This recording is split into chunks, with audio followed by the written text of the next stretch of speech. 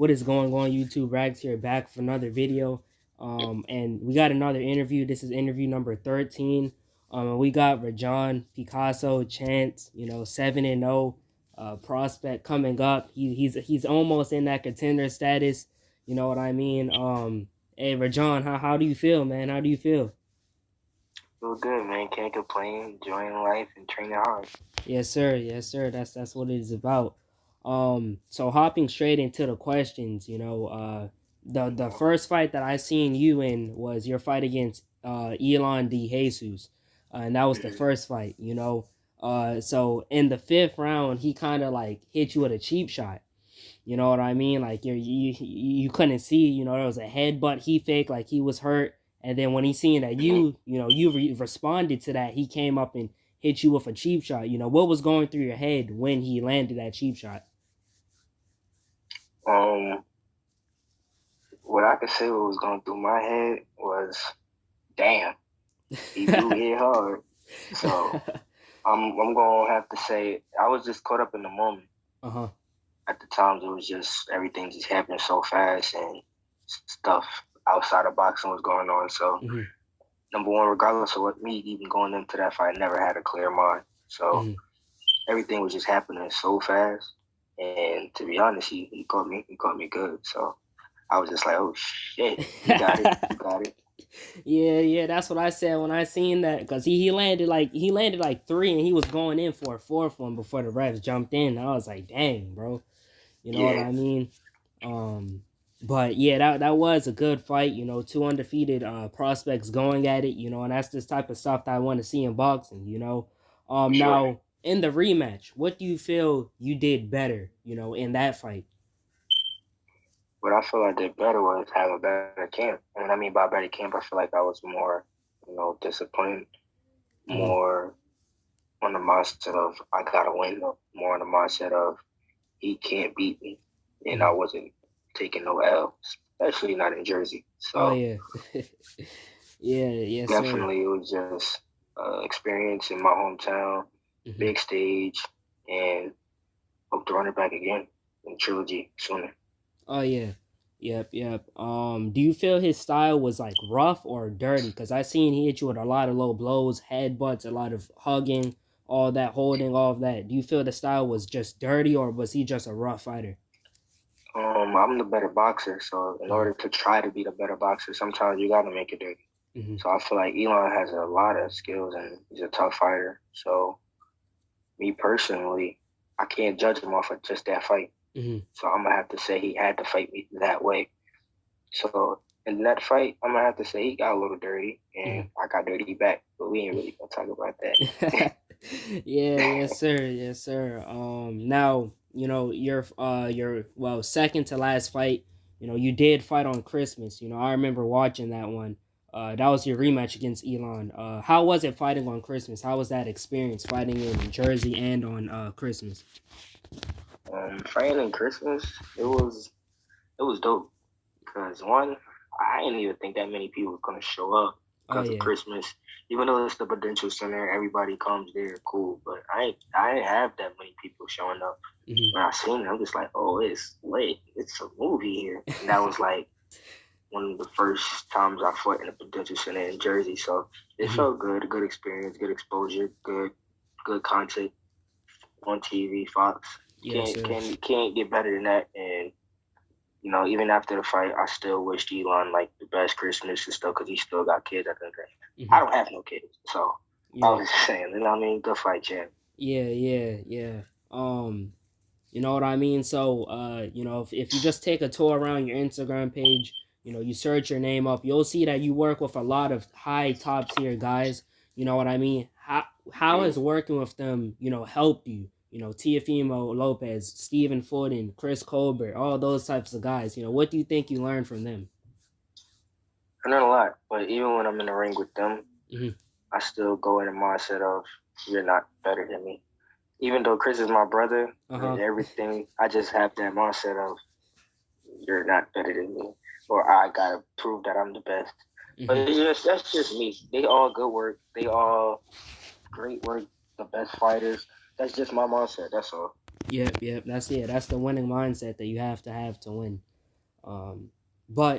So looking over on Bog's work of you know what I mean. One of the things that stood out to me is that you fought 3 times in a row in Mexico. You know, how was that experience? Mexico was alright. It was an alright thing, but at that time when I fought in Mexico, it was like COVID was, you know what I mean, spiked up, and BBC, all promotions started to slow down. They was just focused on like their big fighters and stuff like that. So, it was alright. But after the COVID situation, everything got better. Like as soon as it like bounced back and came back up, it was good. Beautiful experience. And then do you think that fighting in Mexico those 3 times helped you in your last fight when you traveled over to Colombia, another Spanish-speaking country? Now, Colombia was more effective for me because their fighters are, in my opinion, the fighters in Colombia are thorough. They come to fight. They come in to prove a point. So I feel like Colombian fighters are definitely something to not play with. Where Mexico, they do the same thing, but you know, some come for the pay. So I just feel like between the two, I'll give it to Colombia by saying like you'll get more of the experiences, more on what to learn with Colombia, and with Mexico, it's just to build up your record. Now that's just for me. I can't vouch for different fighters because everybody got their different styles. So yes, sir. Now, you know, can you kind of tell us how Elon was when you fought him in the amateurs, in the USA Eastern, you know, elite qualifiers? How was he then? Damn, I forgot I fought him in the amateurs. I beat Elon in the amateurs, but when he was my first. He was my first elite man. It was my first like going fighting a grown man because I was just turning 18, literally just turning 18. So when I got in the ring, I didn't know who Elon was, didn't know who, never heard of him or anything. So, you know, I ain't really see my opponent, like which was Elon. I'm turning my back, got my thing, looking at Shakur and everybody, and just like moving around, greeting the judges. He comes in. I look across the room. What the fuck? What's this? It's a grown ass. This motherfucker got kids. This shit is strong. So, but knowing me, I just had to snap out of that and say, nah, fuck that. You're not better than me. Don't give a fuck if I get right. And it was just, I feel like at that time I was just faster, younger. You know what I mean? I was a better fighter that night too. So. Yes, sir. So going back to another one of your amateur experiences, how was your fight against Duke Reagan? Duke, that was the fight of the tournament, I should say. Yeah, the USA National Championships. Yeah, that was fight of the tournament, and that was only the first day. Between me, like, no disrespect to the other fight. Actually, I'm not gonna show. It was 3 fighters. It was me, Duke Reagan, and Raymond Ford. I interviewed Raymond as well, man. He had a good KO last night. Exactly. It was all 3 of us are killers. Now, whoever would have won out of me and Duke, that's like, that would have solidified who was going to fight Ray. Because Ray, I'm not going to say he had it easy. I'm not going to say that. But Ray was better than the other fighters. So it was who going to fight Ray and who going to go to the championship. So whoever would have won out of me and Duke would have fought Ray, and that was the championship. So it was 3 killers in that bracket. Not taken away from anybody in the weight class at the time. But at that time, we all know who the 3 best fighters was. And it was me, Duke, and Raymond Ford. And Duke was a better man that night. It was a great fight. 2-1 decision his way, so that's what happened. Duke was a great fight. Fight of the tournament. We had the crowd go crazy. I wasn't even mad. So and he was like already on the Team USA, so it is what it is. Fair enough. So when can we see you back in the ring? You know, PBC, we know they rarely do their little fight night cards. But when they do, something I noticed, they like to do it like later on in the year, like around this time. You know, so could we see you possibly on, you know, a PBC Fight Night card in December or a Showtime card? So boom, I'm not with PBC no more. But fair enough. PBC, I'm not gonna take anything away from them. They're great. They got my foot in the door. Appreciate Al Heyman. Appreciate everybody. Chris Colbert. Everybody. All the supporters. Brad. Everybody. But I am now with a new promotion, which y'all will find out very soon. Can't announce it yet, but that promotion is also co-promotions with Top Rank, and other promotions. So I plan on making the big fights happen.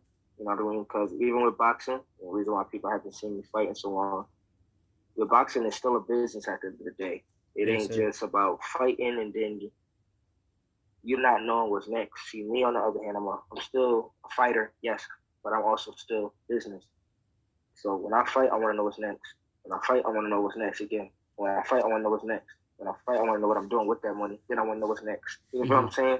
So add up the bag and the bag and the bag and the bag and the bag and the bag. So it was just a business. Take your time. I'm only 22, so me on the other hand, I'm trying to fight in December, just to end off the year with my first 8-rounder. But if not, next year y'all gonna see me a lot.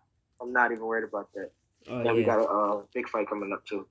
Oh yeah, hey, I can't wait. I can't wait to see it. And my last question, you know, what is your goal in boxing? Everybody's goal is to be a world champion.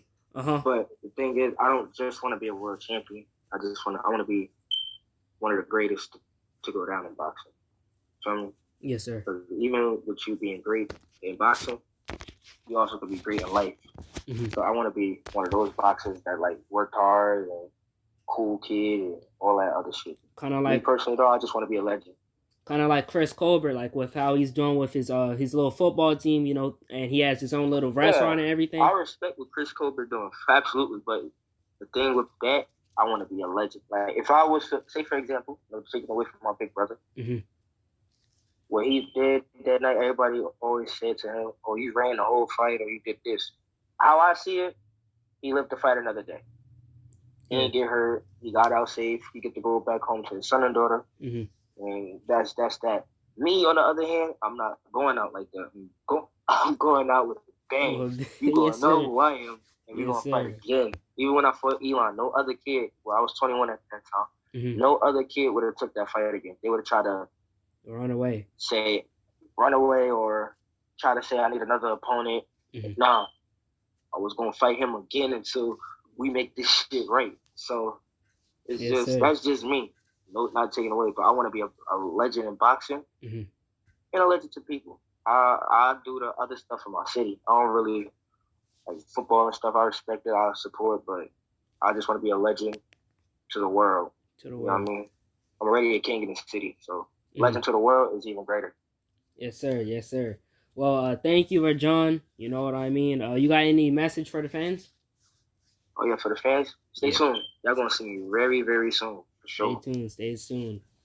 Yes, sir. You'll either catch him in December or, you know, like you said, all of 2022. Thank you, Rajon, for coming on, and have a great day. All right, champ. Be safe. All right. Yes, sir. You too.